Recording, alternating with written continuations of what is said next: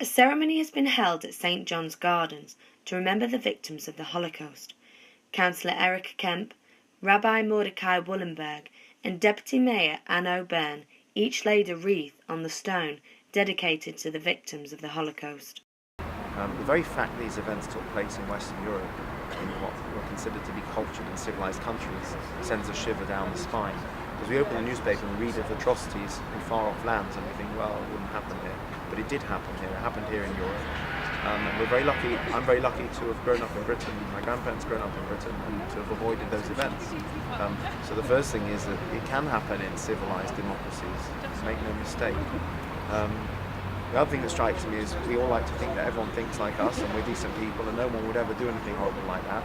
You only had to, hindsight of course is perfect science, but anyone who would have read Mein Kampf would have known what Hitler planned to do. One of the things that struck me with the recent events in France was that those that perpetuated them had already said that they were going to do things like that. This year marks the 70th anniversary of the liberation of Auschwitz-Birkenau and also the 20th anniversary of the genocide in Bosnia. As part of the anniversary, 70 candles have been lit in memory of the 6 million Jews that lost their lives. As there are fewer and fewer survivors of the concentration camps, it's important that we keep that memory alive. In fact, that's a slogan for today in many ways, keeping the memory alive.